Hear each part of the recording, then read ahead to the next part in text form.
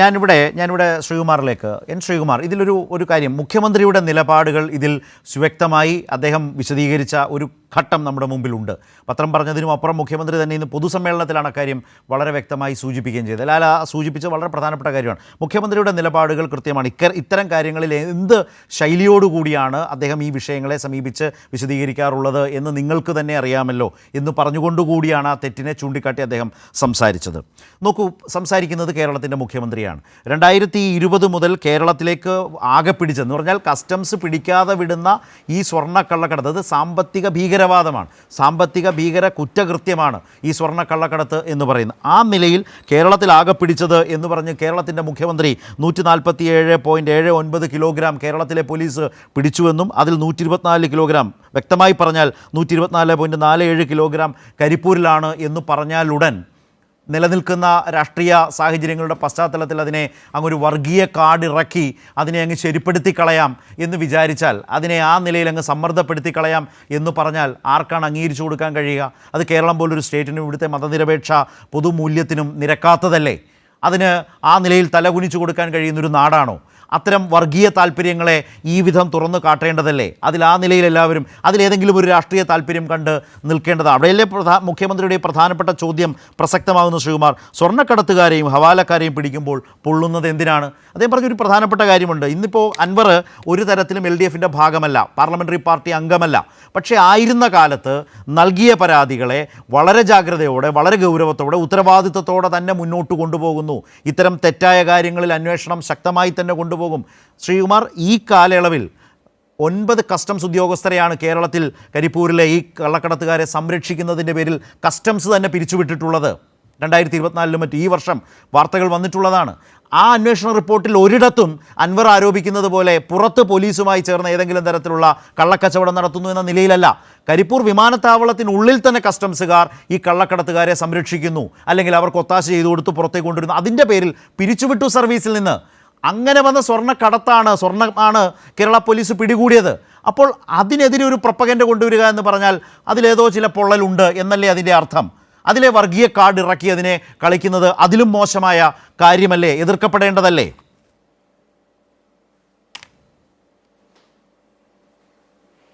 നോക്കൂ ശരത്ത്, താങ്കൾക്ക് ഒരുപാട് കാര്യങ്ങൾ വിശദീകരിച്ച് ചോദ്യ രൂപത്തിൽ ഉന്നയിച്ചിട്ടുണ്ട്. വസ്തുതകളാണ് പറഞ്ഞത്. അത് താങ്കൾ അങ്ങനെ ഉന്നയിക്കുന്നതിൽ തെറ്റൊന്നുമില്ല. പക്ഷേ ഇത് ആരുണ്ടാക്കിയ പ്രശ്നമാണ്?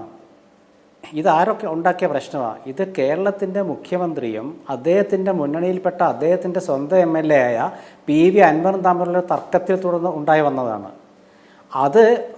ആ തർക്കമാണ് അടിസ്ഥാനം. അതിന് മുഖ്യമന്ത്രി ഒരു മറുപടി പറഞ്ഞപ്പോൾ ആ മറുപടിയിൽ അദ്ദേഹം സ്വർണ്ണക്കടത്തിനെ കുറിച്ച് പറയുകയും അതിൽ അൻവർ പിന്നീട് പറഞ്ഞത് എങ്ങനെയാണ്, തന്നെ പ്രതിസ്ഥാനത്ത് നിർത്തുന്ന രീതിയിൽ മുഖ്യമന്ത്രി ചിരിച്ചുകൊണ്ട് പത്രലേഖകരുടെ തലയിലേക്കിട്ട് എന്നെ അവിടെ ഒരു സംശയത്തിൻ്റെ നിഴലിൽ നിർത്തിയെന്നാണ് പറഞ്ഞത്.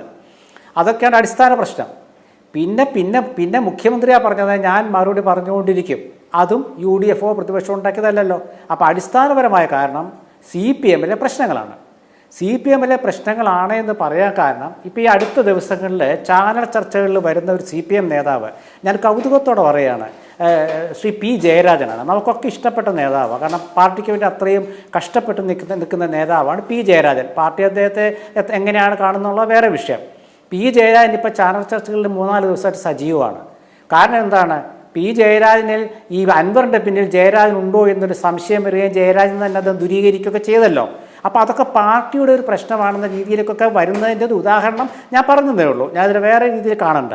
അങ്ങനെ ഇരിക്കുമ്പോഴാണ് ഡൽഹിയിലെ മുഖ്യമന്ത്രിയുടെ അഭിമുഖം വരുന്നത്. മുഖ്യമന്ത്രി കേരളത്തിൽ പത്രസമ്മേളനം നടത്താറില്ല, പത്രലേഖകർ കാണാൻ പോയാൽ കൂട്ടാക്കാറില്ല. അദ്ദേഹത്തിൻ്റെ തീരുമാനിക്കുന്ന സമയത്ത് പത്രസമ്മേളനം നടത്തും. അങ്ങനെ വരുമ്പോഴാണ് ഡൽഹിയിലത്തെ സംഭവം. ഈ ഡൽഹിയിൽ ഈ അഭിമുഖം ഹിന്ദു പത്രത്തിൽ വന്നിട്ട് ശ്രീ ലാൽകുമാർ പറഞ്ഞല്ലോ അവിടെ മലപ്പുറത്തെക്കുറിച്ച് പരാമർശിച്ചിട്ടില്ലാതെ. ആ അഭിമുഖത്തിൻ്റെ 5ാമത്തെ കോളത്തിൽ കൃത്യമായിട്ട്, അത് ഞാൻ പറഞ്ഞു വന്നിട്ട് ഞാൻ പറയാം, കൃത്യമായിട്ടൊരു പാരഗ്രാഫുണ്ട് ഈ മലപ്പുറവുമായി ബന്ധപ്പെട്ടിട്ടുള്ള ദേശവിരുദ്ധതയെക്കുറിച്ച് അതിൽ പറയുന്നുണ്ട്. അത് മുഖ്യമന്ത്രി പറഞ്ഞതല്ല എന്നുള്ളതാണ് ഹിന്ദു പറഞ്ഞത് വിശ്വസിക്കണം, മുഖ്യമന്ത്രി പറഞ്ഞതും വിശ്വസിക്കണം. ഹിന്ദു എന്താ പറഞ്ഞത്? മുഖ്യമന്ത്രി പറയാത്ത കാര്യം PR ഏജൻസി ഞങ്ങൾക്ക് വീണ്ടും തന്നു, ഞങ്ങളത് കൊടുത്തു. മുഖ്യമന്ത്രി പത്രസമ്മേളനം നടത്തുമ്പോൾ PR ഏജൻസിയിലെ 2 പേരോടെ ഉണ്ടായിരുന്നു എന്നൊക്കെ PR ഏജൻസി ഹിന്ദു പത്രക്കുറിപ്പിൽ പറഞ്ഞതാണ്. അപ്പോൾ മുഖ്യമന്ത്രി പറഞ്ഞത് തെറ്റില്ല, PR ഏജൻസി പറഞ്ഞത് തെറ്റില്ല, ഹിന്ദു പറഞ്ഞത് തെറ്റില്ല. ഇവിടെ വിഷയം എന്താണ്? ഈ PR ഏജൻസിയെ നിയോഗിച്ചിട്ടില്ലെന്നാണ് CPM-ന്റെ നേതാവായ SK സതീഷ് ഇവിടെ പറഞ്ഞത്. അങ്ങനെയാണെങ്കിൽ അതാണ് ഞാൻ പറഞ്ഞത്, PR ഏജൻസിയെ നിയോഗിച്ചിട്ടില്ലെങ്കിൽ ഹിന്ദു പറഞ്ഞത് തെറ്റാണോ? ഹിന്ദു പറഞ്ഞത് തെറ്റാണല്ലോ. അങ്ങനെയാണെങ്കിൽ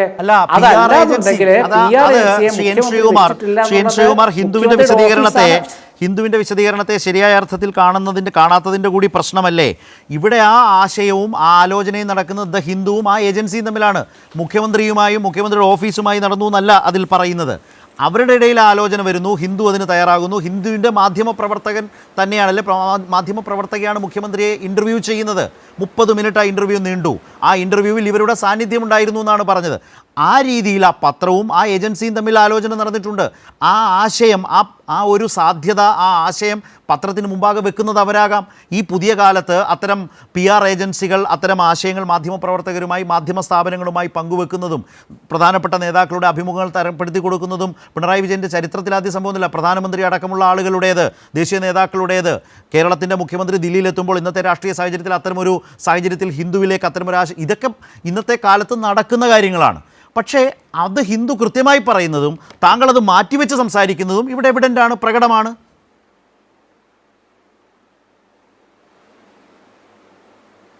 ശരത്തെ, ഹിന്ദു പറഞ്ഞതാ ഞാൻ പറഞ്ഞത്. ഹിന്ദു പറഞ്ഞതല്ല പറയുന്നത്, ഞാൻ പറഞ്ഞിട്ടില്ല. ഹിന്ദു പറഞ്ഞ കാര്യമാണ്.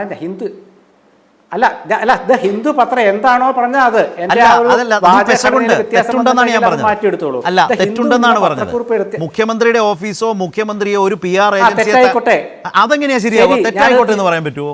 താങ്കൾ ഒരു കാര്യത്തെ ഇന്റർപ്രറ്റ് ചെയ്യുമ്പോൾ അതിലൊരു പെശകുണ്ടെന്ന് ഞാൻ ചൂണ്ടിക്കാട്ടുമ്പോൾ ഞാൻ പറഞ്ഞത് മുഖ്യമന്ത്രിയോ മുഖ്യമന്ത്രിയുടെ ഓഫീസോ ഒരു PR ഏജൻസിയെ ഞങ്ങളുടെ അടുത്തേക്ക് അയച്ചു എന്നല്ല ഹിന്ദു പറയുന്നത്. അവരുടെ ഇടയിൽ ആലോചന വന്നു, നല്ല ആശയമായി ഹിന്ദുവിന് തോന്നി, അഭിമുഖം എന്ന ആശയത്തിലേക്ക് അവർ ഒന്നിച്ച് സംയുക്തമായി നീങ്ങുന്നു. ഇതാണ്, അത് മറച്ചു വെച്ചിട്ടാണ്, അല്ലെങ്കിൽ അത് പറയാതെയാണ് ശ്രീകുമാർ സംസാരിക്കുന്നത് ഞാൻ പറഞ്ഞുള്ളൂ. ഞാൻ പറഞ്ഞ ഇത്രയേ ഉള്ളൂ. ഹിന്ദു ദിനപത്രത്തിൻ്റെ ലേഖിക ശോഭന നായർ, മലയാളിയാണെന്ന് തോന്നുന്നു, മലയാളിയാണല്ലോ ശോഭന നായർ, അവർ ഡൽഹിയിലെ പത്രലേഖകരെ അഭിമുഖം നടത്തുമ്പോൾ അത് PR ഏജൻസി വഴിക്കാണ് എന്ന് മാത്രം ധരിക്കുക. അത് ശരിയാണല്ലോ. PR ഏജൻസി വഴിക്കാണെങ്കിൽ ഉള്ള ചോദ്യമാണിത്. ഡൽഹിയിൽ എൻ്റെ അറിവിൽ കേരള ഹൗസിൽ കേരളത്തിൻ്റെ മുഖ്യമന്ത്രിയുടെ കീഴിലുള്ള പബ്ലിക് റിലേഷൻസ് ഡിപ്പാർട്ട്മെൻ്റ് ഉണ്ട്. 5, 6, 7 ഉദ്യോഗസ്ഥന്മാരവിടെ ഉണ്ട്. ഒന്നത്. രണ്ടാമത്തെ കാര്യം, മുഖ്യമന്ത്രിക്കൊരു അഭിമുഖം നടത്തണമെങ്കിൽ അത് എന്തിന് PR ഏജൻസിയെ ആശ്രയിച്ചു എന്നാണ് പ്രതിപക്ഷം ചോദിക്കുന്നത്. ഹിന്ദുവിന്റെ വിശദീകരണം കൃത്യമായി വന്നിട്ടുണ്ട്. ഹിന്ദുവും ആ ഏജൻസിയും തമ്മിലാണ് ആലോചന നടന്നിട്ടുള്ളത്. അതല്ലാതെ അത് ഹിന്ദു പോലും പറയാത്ത വാദമാണ് താങ്കൾ പറയുന്നത്. താങ്കൾ അതെല്ലാം കൂടെ ഷിഫ്റ്റ് ചെയ്ത് മുഖ്യമന്ത്രിയുടെ ഓഫീസിലേക്കും മുഖ്യമന്ത്രിയിലേക്കും വെക്കാൻ ശ്രമിക്കുന്നു. ഹിന്ദുവിനില്ലാത്ത കേസാണ് താങ്കൾ പറയുന്നത്. ഞാൻ വീണ്ടും പറയും. മാത്രമല്ല, ഇതൊരു വാർത്താ സമ്മേളനമല്ല, ഒരു മാധ്യമ സ്ഥാപനത്തിന്റെ റോൾ എവിടെ? വേണ്ടെന്ന് എൻ്റെ ശരത്തെ ഒരു അഭിമുഖം തരപ്പെടുത്തി കൊടുത്തത് PR ഏജൻസിയാണ് എന്ന് ഹിന്ദു ദിനപത്രം ഇന്ന് പ്രസ്താവന ഇറക്കിയ കാര്യം ശരിയാണല്ലോ. അതിൽ നിങ്ങൾ പറയുന്നത് എന്താ വെച്ചാൽ മുഖ്യമന്ത്രി ഓഫീസോ ഏർപ്പെടുത്തിയതല്ല. ആയിക്കോട്ടെ, ഏർപ്പെടുത്തിയതല്ല നിങ്ങൾ പറയുന്നത്, ആയിക്കോട്ടെ. പക്ഷേ ഞാൻ പറയുന്നത് ഇത് മുഖ്യമന്ത്രിയുടെ ഓഫീസ് ഞങ്ങളെല്ലാം ഏർപ്പെടുത്തിയെന്ന് പറഞ്ഞൊരു പ്രസ്താവന ഇറക്കണമെന്നേ പറഞ്ഞുള്ളൂ. മുഖ്യമന്ത്രിയുടെ ഓഫീസ് ഈ അല്ലാണ്ട് ഞാൻ വേറൊന്നും പറയുന്നില്ല. ഇത് മാത്രമേ പറയുന്നുള്ളൂ.